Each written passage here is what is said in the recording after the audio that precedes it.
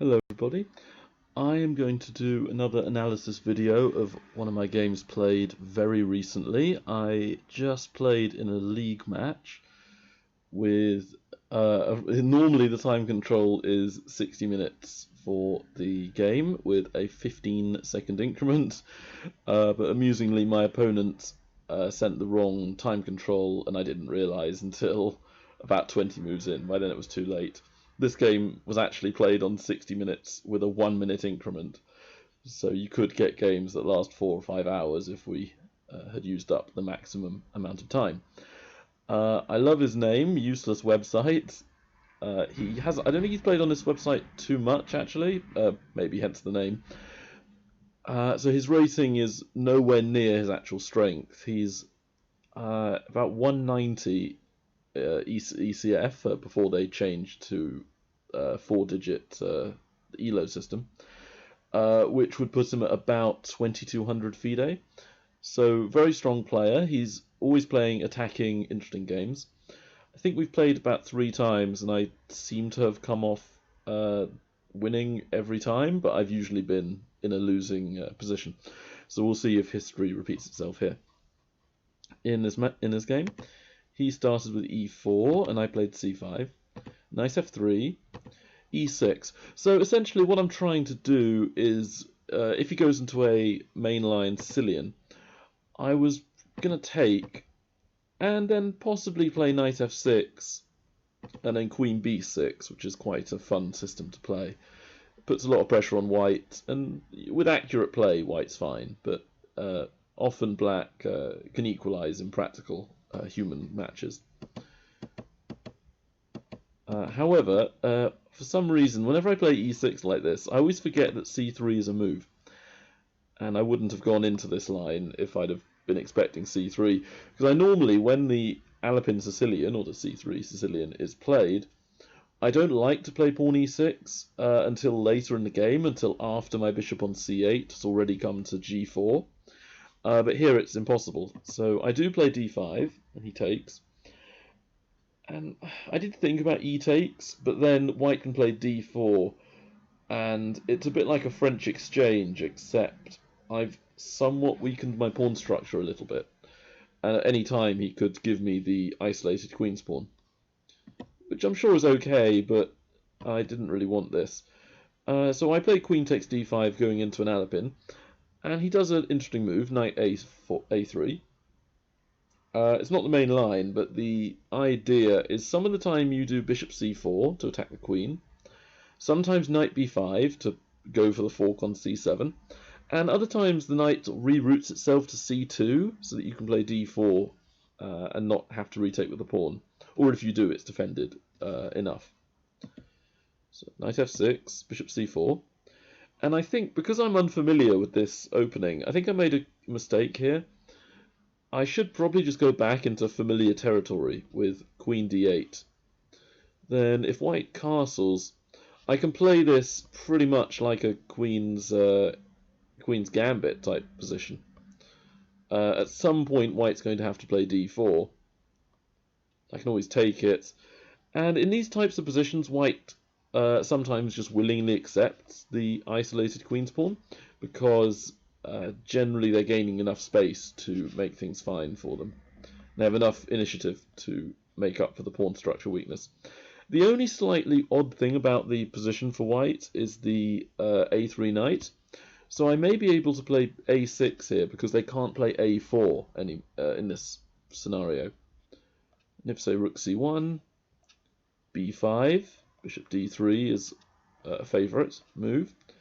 And then something like bishop b7, maybe rook e1 or queen e2, knight bd7, and I've essentially just got the position that you have normally in the Queen's Gambit declined, or Queen's Gambit accepted.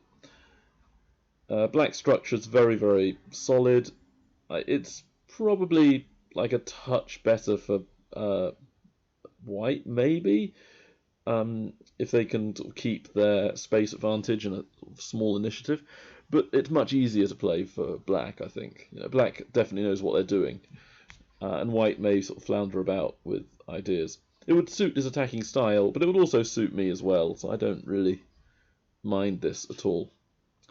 But when he played bishop c4, I felt like I had to take up the challenge, and I played queen e4 check.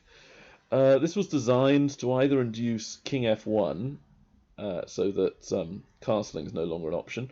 Queen e2, I'll trade the queens, and then I think I'm absolutely fine as black. And the move he did, bishop e2, felt like he'd wasted time with this bishop maneuver. But my queen is actually a little bit displaced on e4. So after bishop e7 and castles, I played knight c6 to develop. And I think quite a clever move here. Luckily, unlike most games, we actually analysed this match in the post-mortem. So some of this is his ideas, some of this is my own. He suggested knight to b5 as a move. And it's actually a little bit annoying. I think I have to castle, and then knight c7 can always be played. And things can get a bit difficult for me. But, maybe it's still, okay for black. But he was thinking about that move, but instead played rook e1. And after I castle, I'm aware there's bishop moves that discover the attack on my queen. I think I have enough squares, though. So instead of this knight b5 stuff, he instead goes knight c2 to try to maneuver the knight around. And I think I make a very key mistake. What would you say is my worst piece right about now?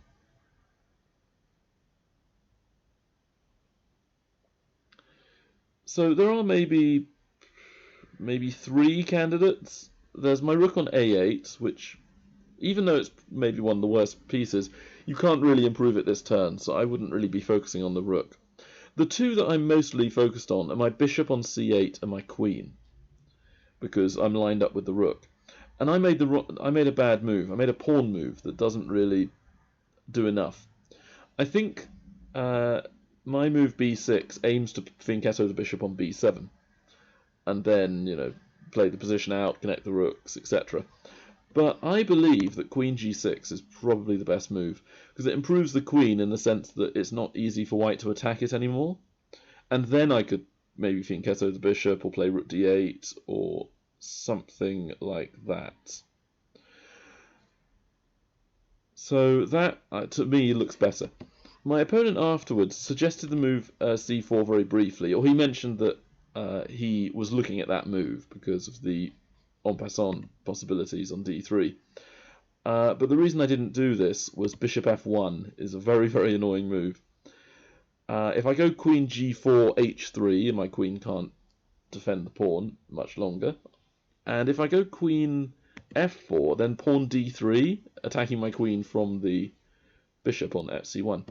And if queen d5, his c2 knight proves its worth and goes to e3, and it traps the pawn. Well, it wins the pawn.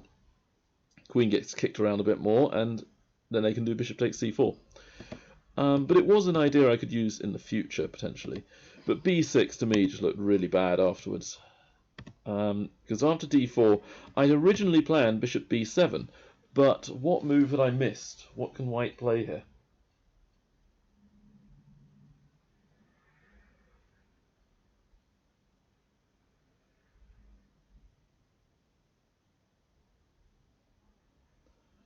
Okay, well, hopefully you found it. Bishop a6. Crushing. Attacking my undefended bishop and my queen. I think my best option is to sacrifice the queen for the rook and then take the bishop.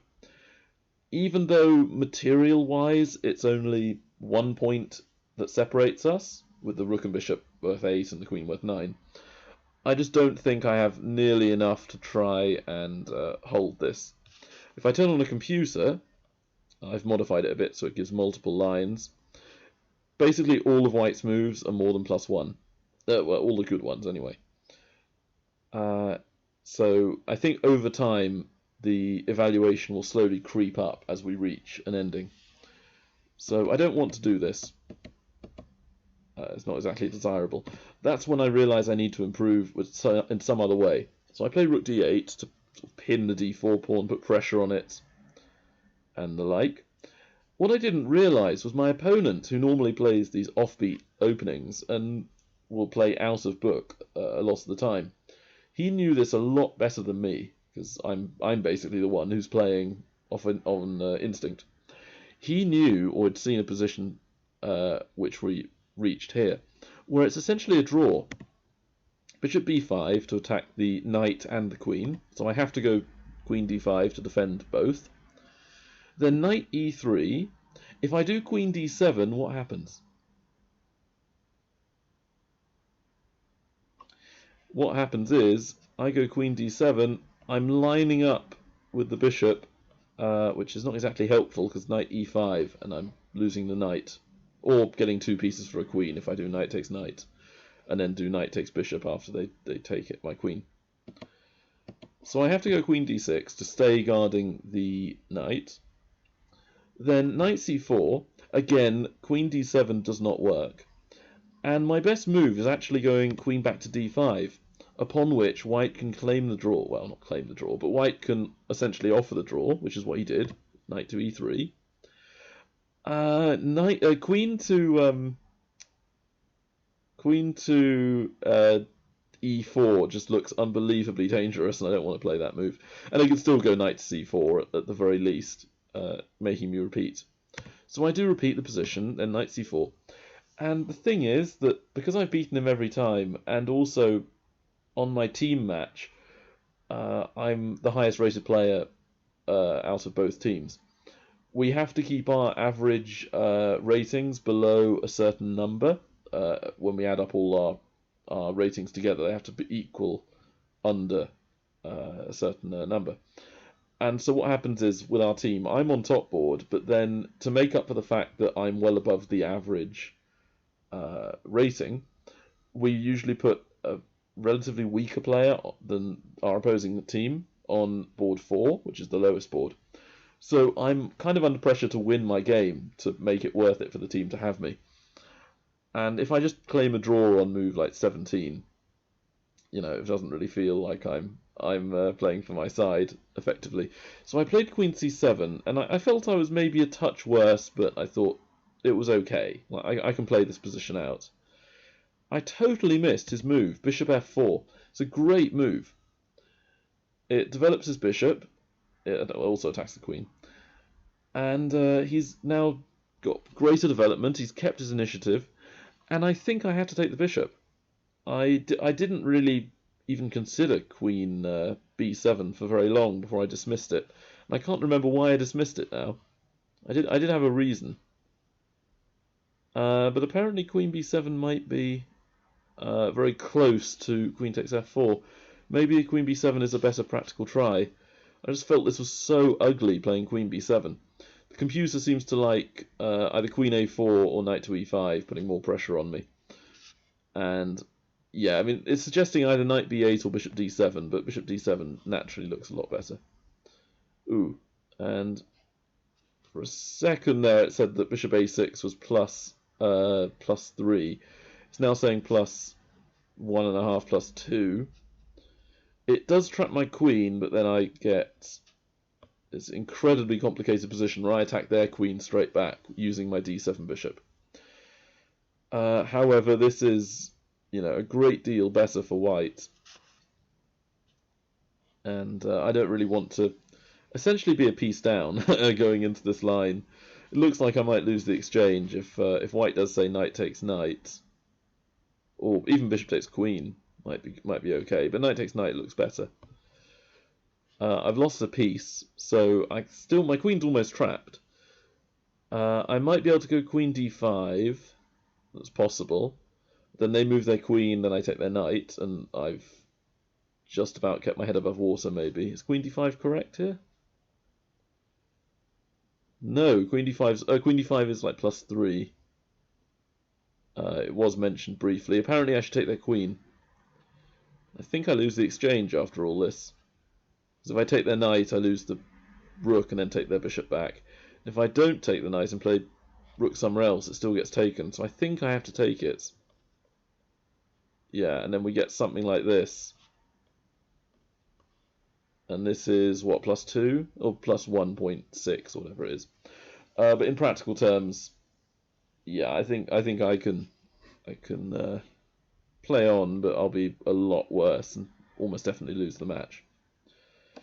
So queen b7 just looked really, really horrible, and maybe I can play a bit better than that with perfect play, but I thought taking the bishop was better because I felt like the bishop pair was important here.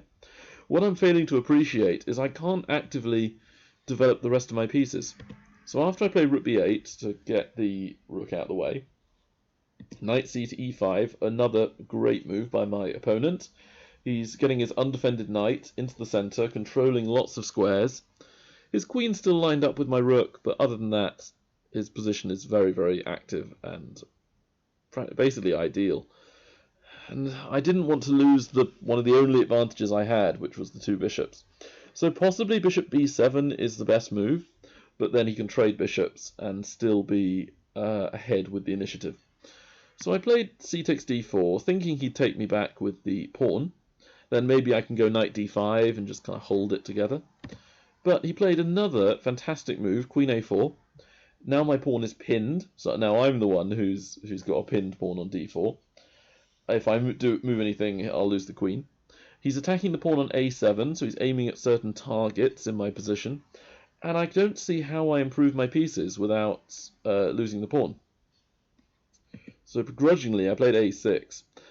And he, much more than I, is kind of encapsulating my philosophy of just improving his pieces, having a plan of sort of squashing me and aiming at targets all over my queen side and my center, and also preventing me from doing what I want, prophylactic thinking. So rook a d1, he activates the worst piece. I don't think I can get away with any weird moves. So I had one last idea before well, not resign, but before I kind of bow to the inevitable and just sort of try to play for swindles and things. I thought that b5 was no good. Knight g4 looked very kind of strange. Knight takes is probably sufficient to be fine. And then take on d4 for white must give them some advantage. C takes d4 is an option as well. But yeah, b5, although it attacks the queen, I think queen a5 is very, very strong, because now my bishop's tied down to the rook, so I can't do any bishop c5s or bishop d6s or anything. And the queen I don't think the queen's any worse on a5 than it is on a4. My pawn is no longer pinned to my queen, but I still can't take on c3, because then they can take on d8 with their rook, and again they win the game essentially. So I played bishop c5. The idea behind this was that if c takes d4, which is the sort of most obvious move, I can then either play b5 at first, this is my thinking, but then I realised pawn takes bishop. Again, d8 is such a target. If rook takes rook, they take with their queen, they won a piece. If I take their queen... actually, no, sorry, rook takes rook, sorry, they just take my queen. With their own one. And yeah, if I take their queen in any way, they do rook takes d8, mating me. So I've lost a piece, at least. So I couldn't play b5, but I thought maybe I could do bishop d6. And even though I've lost the pawn back, I've still got the bishop pair. And I may be able to trade bishop for knight at some stage, or play knight d5 to activate pieces, or perhaps even just bail out with something like bishop d7 in the future and attempt to trade a lot of pieces. And even if I lose a pawn, I might be able to hold the draw with their isolated d-pawn still being around. So that was my thinking, at least. It turns out that after the game we analysed a few of the key positions on the computer, and it suggested the move g3, which I'd very briefly been looking at earlier on, because it would sort of deflect my queen away or just force me to be more passive. And either queen h6 or queen f5, and then they could take on d4 with a knight or with a pawn. And this does look very good for white. But in the game, he played b4, which I hadn't really seen at first, because it sort of felt unnatural to play it. Disconnects his queen from the pawn on d4. But it's a clever move, because if I go backwards to e7 or f8 or d6, then they can do rook takes d4 or knight takes d4, take with the pieces to make them stronger. So I played b5, which now does work. because if queen a5, bishop b6, and just in time I will defend everything. So he played queen b3. I think that's a good move. I dropped back to b6 to defend the d8 rook and keep an eye on d4. And they do takes with a pawn. And I think taking with the knight is not nearly as good, because that will allow me to trade pieces. White wants to keep this initiative going. C takes d4. Can you see what's wrong with bishop takes d4? Because it looks like I win a pawn.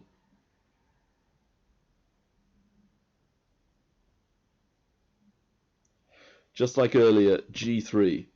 Again, my queen is deflected away. It can no longer defend the bishop, and upon which they will win the piece with their rook and knight combo attacking it. So I was a bit sort of, I don't know, not confused, but sort of left lacking in ideas here. I think maybe bishop b7 is correct, but there are all sorts of nasty ideas with knight takes f7, a bit like in other Sicilian lines. Not usually this late in the game, but they can sometimes appear. There's always this annoying idea, knight takes f7, then if I take their bishop, queen takes e6 just looks completely lost for me. And if I take the knight, again, there's all sorts of moves, like queen takes here. I don't quite see how white wins, but I think at least they have queen e7, and then they can capture the bishop straight back, so they've won a couple of pawns. So it's not looking good. And there may be something even stronger than this, but I didn't want to calculate this line and just barely be playing. Maybe even knight e5 check is stronger and you try and mate with the queen and knight. I'm not sure. But it's not a position I want with all this stuff. It just looks so dangerous. And it would probably be the case that if white miscalculates a little bit, they might still be better or drawing. But if I miscalculate it a little bit, then I'm just totally lost, like if there's something there that I haven't seen. So, you know, I shouldn't really be trying to encourage tactics like this when I'm so far behind on development, because the tactics will almost always favour the side who's better developed, and if they have the initiative as well.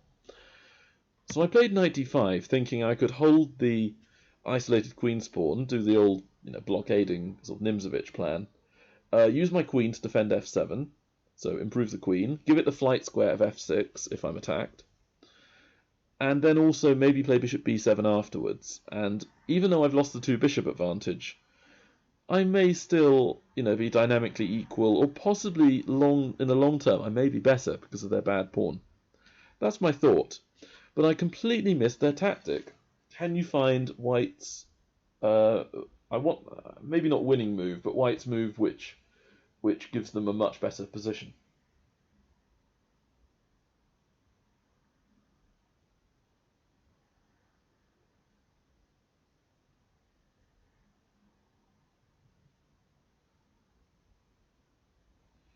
Alright, if you found all of it, well done. The move is bishop takes d5, which he played in the game. He's played incredibly well so far, just outplaying me the whole match at this point. If I do e takes d5, then knight c6, and I lose the exchange. The move I thought I had was rook takes. Knight to c6, and then the move which I first thought was okay was the very strange rook b7, because it saves my rook and it stops knight e7 check. But if you found what was wrong with this, all the way from when I played knight d5 as black, you're as good as him tactically, or at least you found the tactic he found. Queen takes d5, and I have to resign, I think. Because if I take the queen, rook e8 mate, and if I don't take the queen, I'm a whole rook down. White's initiative and their sort of generally strong position has not been dented in the slightest. And they've won the material as well, so yeah, I would resign. So unfortunately, I'm losing the exchange. The best move I could see was bishop b7, improving my bishop. And I suspected it didn't matter which one. Although after the game, he told me that essentially when you play what they call correspondence chess, which is when you have a number of days to make a move, they do something called confirmation moves, which is you do the move on the board, and then you there's a button where you confirm that is your your move, 100%. You were doing that move, and then it does it for you, and then it's your opponent's turn. But in live chess, which is what we were playing, when there's like a set time limit and you have to finish the game that day, there's no confirmation move. So he forgot about this on this turn, and he was debating whether to play knight e7 check or knight takes rook. He meant to play knight e7, but he first thought he could analyze knight takes rook and sort of try to go a few moves ahead, and then come back to the position and then decide whether or not to confirm the move. So he played knight takes b8, but his inclination was to do the other move. I have to take it. And in the knight e7 move, apparently the computer agrees with him in that it's a little bit stronger. And he kind of laughed at me a little bit when I said, oh, it's only a little bit. Because the computer was saying it was like 0.9 for knight takes rook. And it was like 1.2 or 1.1. And, my version of a little bit is very different than his. He thinks that's a very, very big difference of like, 0.2, 0.3, relative to the amount of advantage he had. So I looked at this, and I knew I was obviously losing, or worse. But I can still play it on with the two bishops. But instead he did the other capture, which led to the same material balance of me being just a whole exchange down, which was not too good. And then the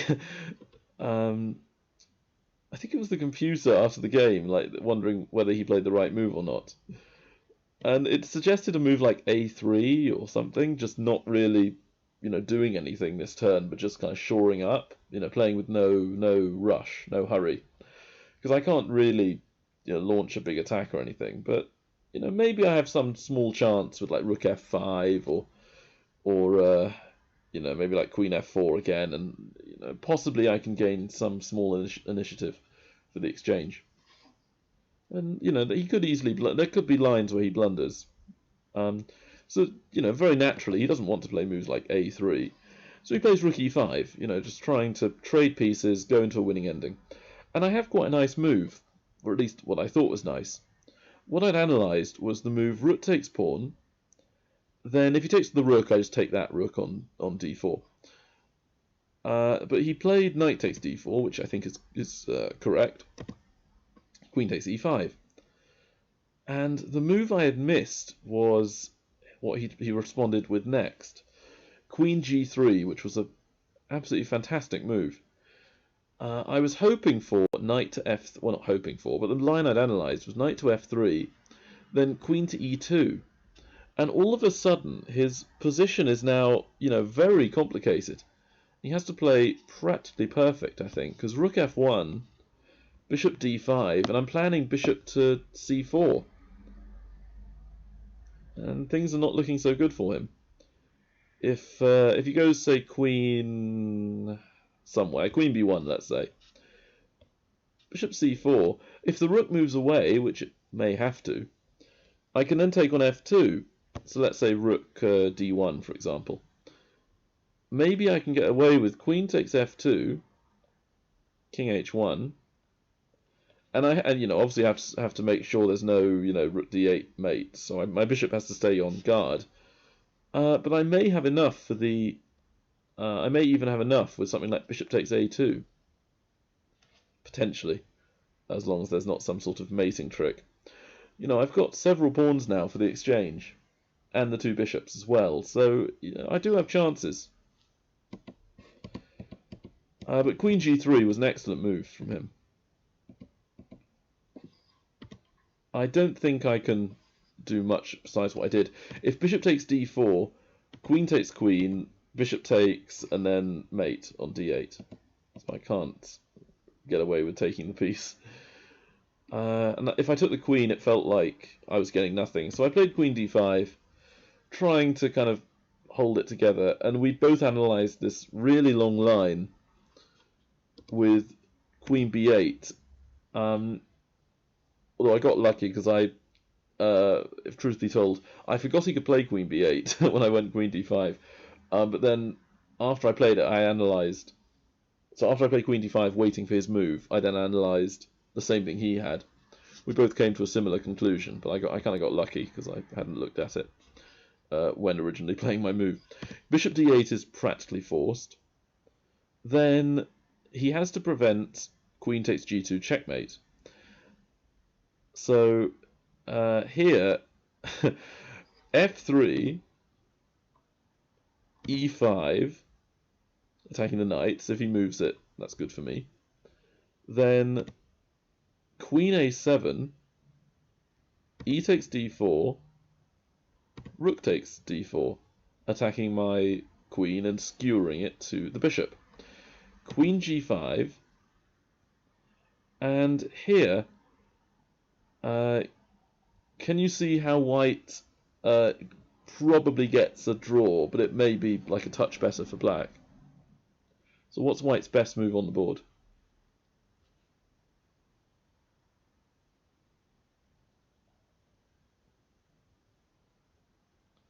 Alright, so I believe the computer actually gives a move we had not analysed. I think it gives rook d1 as being the best move. So if you said that, congrats. Although it's still very, very complicated. After bishop takes f3, I think then you have to give your rook up for the two minor pieces. The move we had analysed was rook takes bishop, check, queen takes b7, and even though I win the b4 pawn, I don't think I have enough to win the game. So queen d1, queen b2, d2, king g3, queen takes b4, and I think that he can play check, queen f8, queen takes a6, and I might be like a very, very small amount better after something like queen b8 check, because I've got a slightly safer king, but I don't think this will really matter overall. But also my pawn is further up the board, so you know I might be able to keep that very small amount of pressure there. But yeah, it's essentially a draw with relatively good play. So that's a lot more complicated than I thought it was originally. I had to analyse about like 8 or 9 moves ahead, but a lot of them were forcing moves. And I hadn't analysed after basically knowing I wasn't quite losing. So after this, I hadn't analysed it, but I thought I'd be fine.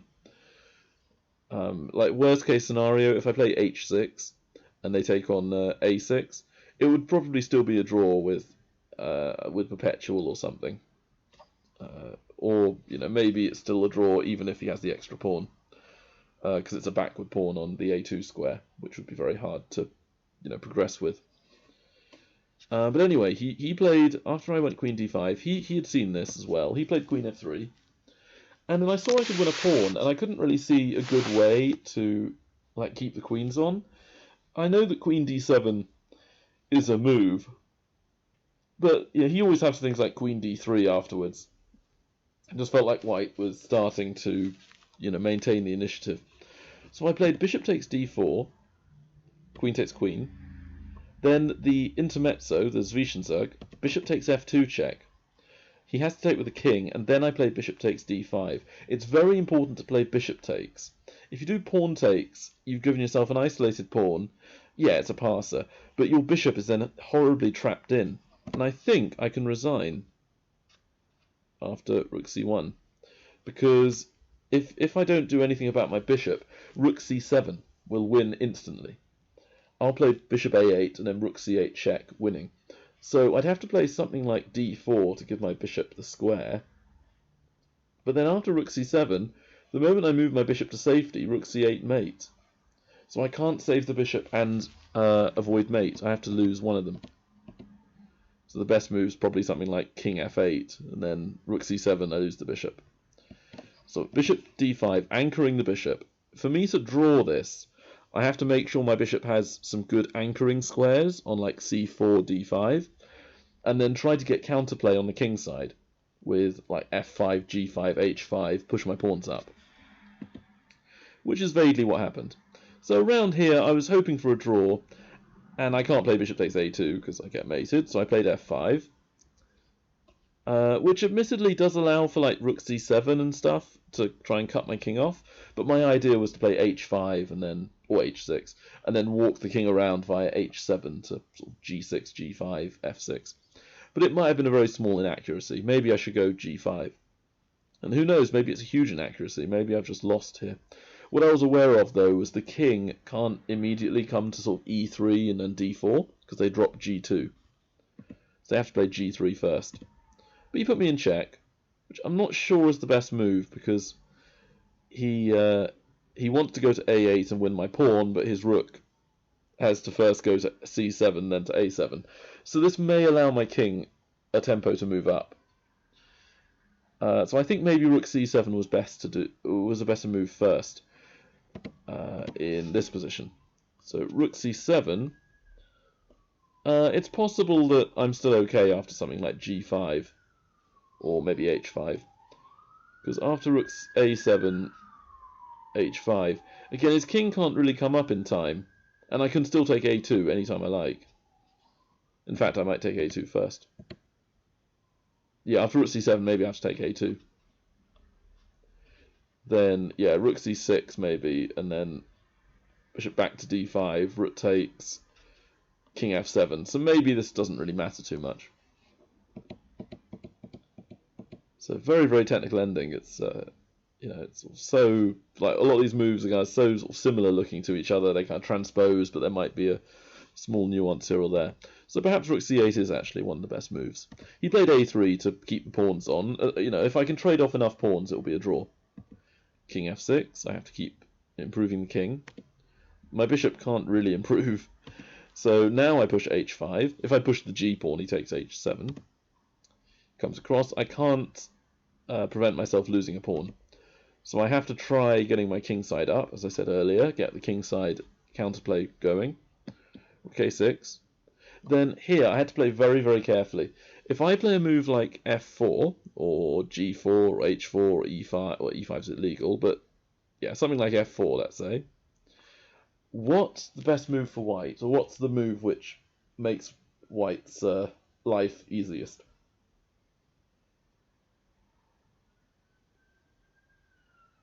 Well, if I'm playing on the king side, they're never going to make a passed pawn on the king side, are they? So they have to go on the queen side. a4 to me looks very, very good. And I can't prevent the trade. I think it would be very silly for me not to trade pawns. So now, even though, maybe I can get something on the king side, they've got this pawn that's about to start rolling up the board. And okay, I can prevent it moving for a turn or so. But I can't stop it for very long. And, as you can see, after a few moves, like here, for example, I've lost. I haven't got the bishop back in time. So, yeah, just very small errors can lose the game. And b6, maybe bishop e4, rook b5, push, b7. I've now, relegated myself to trying to draw this ending, which is not really possible with accurate play. White should win. Even if I manage to trade off 2 of the pawns for their 2 pawns, best case scenario, I end up with pawns on e5 and f4. And it's still winning for white. It's a technical winning rook and pawn ending. I'd have to somehow have 3 pawns against a rook, and then somehow hold. And if I turn on the computer, it might take a while at first to realize how good it is. It's saying +3, but I think over time it will just keep increasing, go up to +4, then +5. See that now 3 of the moves are +5. Then they're all +4. It's just going to creep up and up and up. Just realizing white's winning. So the move I had to do to prevent this happening is to stop a4. The only move that does that, bishop b3. That was a really, really critical line. And white can't sack the exchange or anything yet. So after rook a5, I have to play bishop a4. That keeps it, stopping me losing the pawn on b5 and preventing a4. And they can't yet sack the exchange. If they do this, worst case scenario, it's a draw for me, because my king will reach the b8 square in time if they push the pawn. They do have the b4 pawn, which is a protected passer, but I think I'm actually winning with my 2 extra pawns. What should end up happening is, yeah, if white goes b5, I just chase it and win. And if white hangs around with the king doing nothing, I'm just going to push all my pawns to the 4th rank and eventually win. So, for example, if white does nothing and keeps on running around with the king, keep pushing, eventually what I'll do is I will at least be able to trade off one set of pawns. And as long as my king stays on d4 or e4, or even f4, I will always be able to catch their pawn if it runs to b5. So, for example, here, I could play h3, takes, then king up. Then the key thing for me to do is play e3 check. And sooner or later, I'm going to play king e4. Here they're in Zugzwang. If they play b5, I'll chase after it. They can never take on f4 because I will promote the e-pawn. And they can't ever take on the h-pawn because to do that, they have to play king g4. Again, I promote the e-pawn. So their king will have to move. Then I play king e4. Again, I'm still within the reach of the pawn if they push. So I have to come back. Push. They come back. Check. They have to go to either e1 or f2. f2, king f4. I'm still within reach of the pawn. I'm inside the square. So if b5, king e5, b6, king d6, b7, king c7, b8, queen, king takes. They have to go to king e1, and then I can let the pawn go. Because the moment they push it, checkmate on f2. So my pawns will either promote or I'll mate them.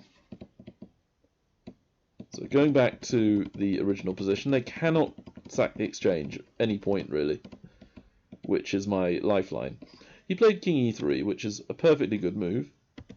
It's still a draw with accurate play here, I think. And if king e4, he didn't like this, and I thought this was okay for me because of bishop c2 check. And if he goes king d4, check, king d5, and it's very, very complicated. I think, I think probably worst case scenario, it's a draw. But let's see what a computer thinks. I haven't analysed this into great depth. So it says draw. All the moves are drawn. Bishop b3 is what I thought I'd play. Bishop d3 is also a good move to prevent, the pawn dropping. But I think check is okay because it forces the king to e4, and I can keep checking like this. And then the king will have to come back to d5 and keep checking. If he goes to c5 to try and win the pawn and stuff, I may be able to push e4 or g4, one or the other. g4 looks quite good.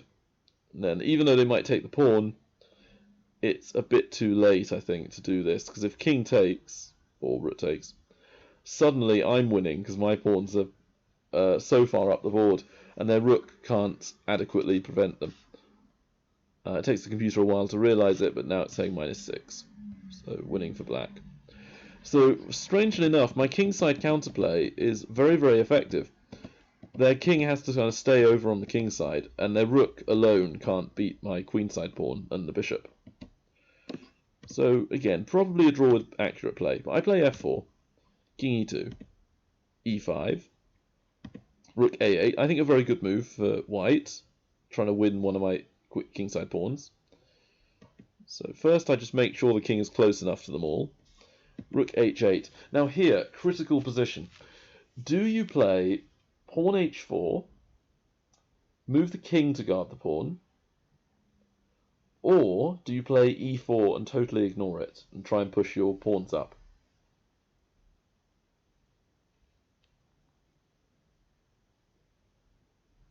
Okay, despite what I said earlier about pushing my pawns up, getting a good kind of initiative or counterplay or whatever you want to call it on the king side, if I push e4, I think he just takes it on h5.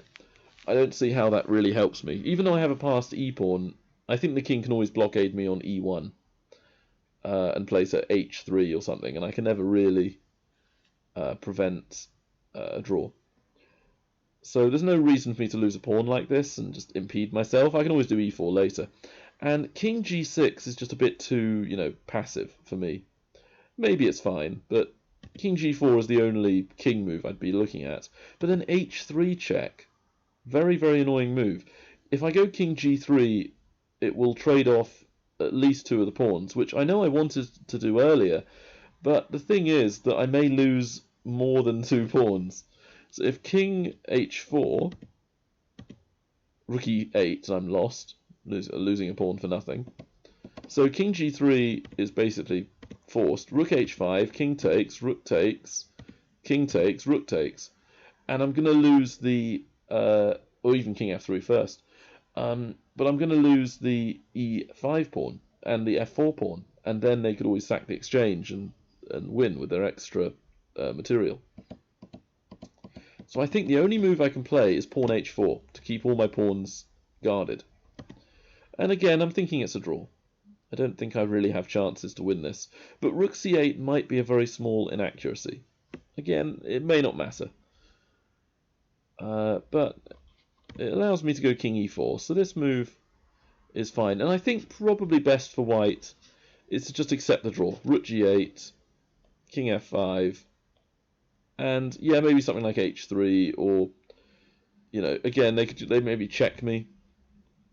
And then if king g4, again, I may have problems, or I may just, you know, again, repeat the position. Draw. But he played rook c3 after king e4. So this move is designed, I think, to prevent me from, like, coming up with my pawns, with, like, g4, f3, for example. But I don't really see, you know, why it's so bad for me to push, so I do. I think, alright, I'm pushing my pawns up. And he then realized if h3, I could potentially play g3. And again, it might be a draw with very accurate play, but now I've got annoying moves like e4 in the future. So king d4, and I think he has to keep checking me. Again, maybe it's a draw with accurate play, but he's kind of put himself in a really complicated position. And no, it's actually a win for me. King d5, then if he checks me, king e4 is okay, but I think king e6 makes more sense, because I'm trying to push e4. Then if rook f3, or, yeah, rook f3 prevents e4. But then king f5, be my guess. Rook c3. And then suddenly, the computer didn't realize it at first, but, or maybe I am wrong. Maybe white can just barely hold it with rook c5. But, I mean, the only person who's going to win is me, I think. King e6, and I'm about to push f3. So the move which apparently saves white is rook c6 check. Although, to me, king d5 doesn't look too bad. King e5, let's say. Rook c5 check. And then king d4, there's no more checks. So he's going to have to play something like rook h5 or rook f5. Rook f5 to me looks a lot more reasonable, but rook h5 is apparently the computer choice. And yeah, f3, I've got 2 connected passed pawns. So takes, well, and then g2 is my assumption, right? No, g2 is winning for white, apparently. Oh, I see, because my pawns aren't totally connected. I love the move bishop d1. Just ridiculous move. Pawn takes pawn, it looks a lot simpler. Rook h4, but 2 passed pawns on the 6th often can beat a rook. So I can do, let's say, king e5, and eventually what will happen is, if he keeps checking me up and down, I will eventually be able to go like king g6 when they play rook h5 check, and there'll be no places for the rook. So it suggests king e3, then f2 is the critical move, because the promotion square is f1, which will be useful for my bishop. And okay, so it seems to think black is either winning or it's like a draw with absolutely perfect play, but I think I would play black every day here, trying to win. Yeah, rook f4, and I can finally unleash the bishop, going to either c2 or b3. Bishop c2 is apparently correct, but they all seem to be the same. They all seem to be winning. Bishop b3 to me makes sense. h4, and then I'm guessing bishop c4. Yeah, and then I will eventually promote and win the game, and they'll lose the rook. Very, very complicated, but it looked like g3 was good for me if they play h3. So I don't think white should make the pawn move. So in the game, he played rook c8. I think his reason for trying to provoke g4 was that if I play king f5 or something in the future, I can't really hide the king anymore on g4. So he could play rook h8 as well, which nearly wins. I think he was expecting king f5, rook h8, king g5, and then he could keep shuffling back between e8 and h8, easy draw. But the thing is, I can now get my bishop out. My pawns are so far advanced that suddenly I've got the initiative. I can actually make plans to win.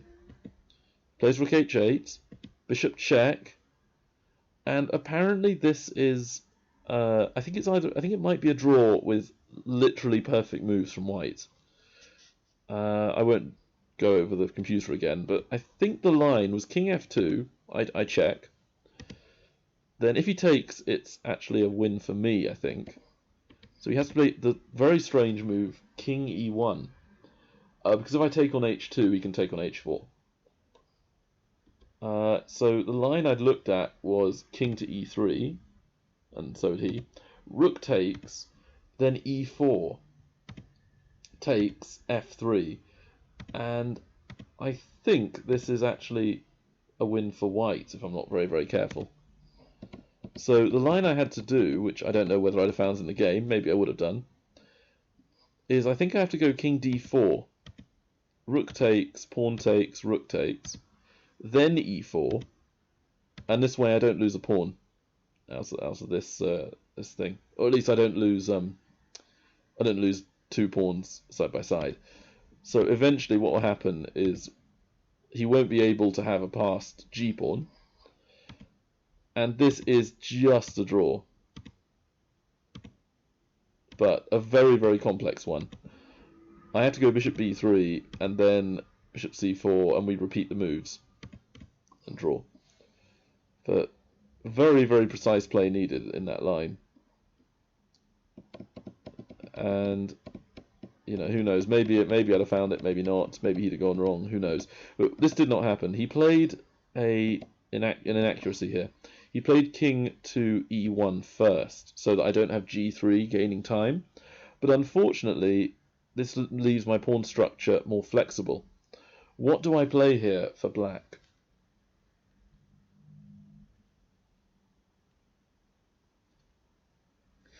Okay, if you said f3, a partial credit, but that is not what I played.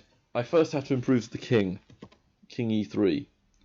White doesn't really have any option besides taking me. I think any other move just is obvious that I've got the advantage. So rook takes h4 is forced.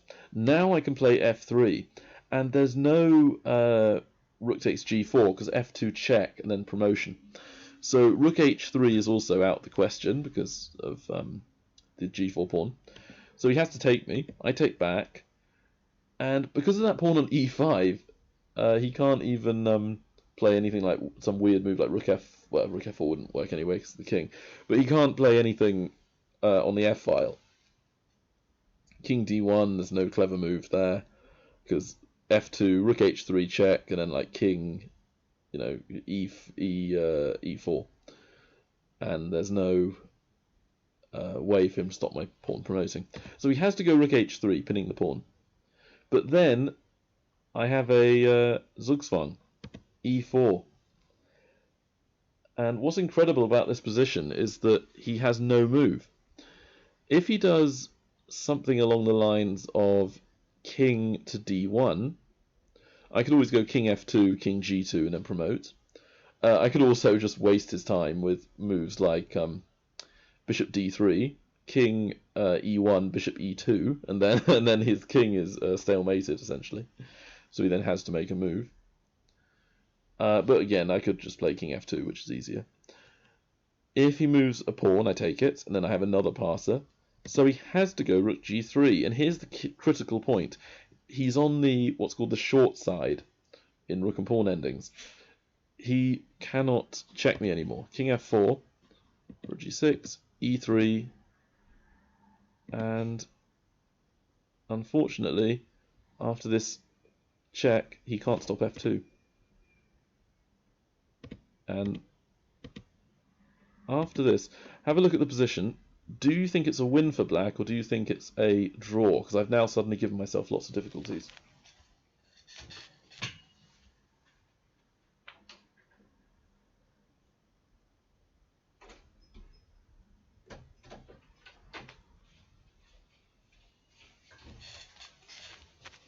Alright, so it is a win, but you have to play, again, very accurately. I think I made a mistake with f2 check. Maybe I should have brought the king over first, or somehow done that.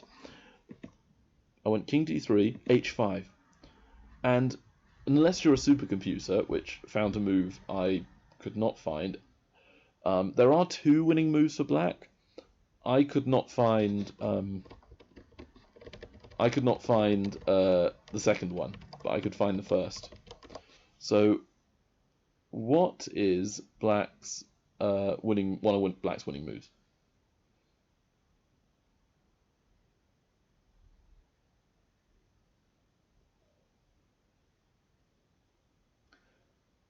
Alright, well, if you found it, well done. I did find it in the game.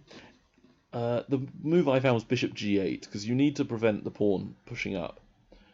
Apparently king d4 also wins, so you can go bishop d3, and then bring the king over and take the pawns. What I found was that if bishop f7, let's say, g6, bishop g6. Now what this has done is it's taken me two moves to hold up h7. And it looks like that isn't too important, but every tempo counts. White, I believe, can now go a4. What will end up happening is if we trade pawns, I've lost. So if I go king b5, sorry, I've drawn. I mean, if I go king b5, pawn takes pawn, draw, or even pawn a5, and it might still be a draw, but it's more difficult than it needs to be. I have to take. Then b5, and we both promote at the same time, and I can't analyze queen and bishop versus queen and pawn. It might be winning for me, but I think it's a draw with perfect play, but I don't want to have that line. So this is really, really critical. I have to play bishop g8 because of the tempo.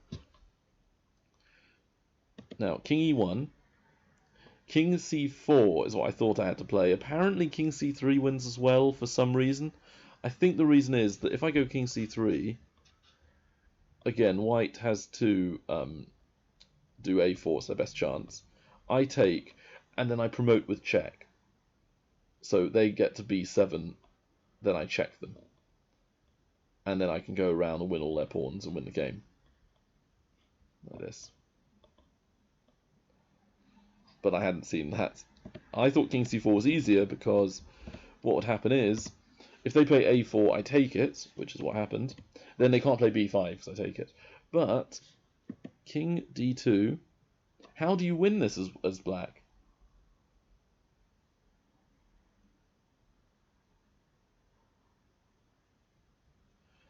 It may look easy, but if the white king can get to, say, b1 or a1, they will essentially make a fortress. You can't win with the wing pawn, the a pawn in this case, and a bishop which does not cover the corner square of a1. So I need to keep the king out, and the only way to do that without allowing white to promote their b pawn or the h pawn is to go a3, king c1 or c2, doesn't matter, and then bishop h7. And here, the three squares that white needs to get to, c2, b2, b1, they're boxed out. And white will make moves, doesn't matter what they do. I won't move bishop or pawn, wait for their king to move, which has to go away, and then I can finally push to the end and turn it into a queen and win the game. So white had to resign after bishop h7.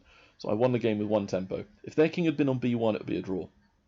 Because it was on c1, and I'd gained the tempo with my bishop going to g8, preventing h7. That was the critical line. Because there were other lines where essentially white would push their b pawn, and my bishop, because it had taken 2 moves, it couldn't prevent both pawns running up at the same time. But because of it gaining a tempo, I could put the bishop on like e4 later on if I allowed both white pawns to run. And because their pawn's on h5, it would take them an extra move to come up. But anyway, the bishop was needed on g8, and the king and pawns sort of structure was needed there. So I only just won it by a tempo. But I got very, very lucky. He was crushing me all the way through the game, right up until probably until he slightly misplayed the ending and took his rook sort of running around all over the place, sort of let me push my pawns. I think there probably is a win there for white. Very, very hard to find though, and maybe he shouldn't have, let me do that. Rook takes d4, and then maybe the bishop takes f2 move. Sort of when we transition to the ending, which was allowing me to win a pawn and have a pawn for the exchange, or even 2. I guess it was technically 2 pawns for the exchange at that time, but then I lost the a pawn. So it shows just how tricky these endings can be. Anyway, I hope you found something useful in that game. Hope you liked the video, and I'll see you next time. Bye.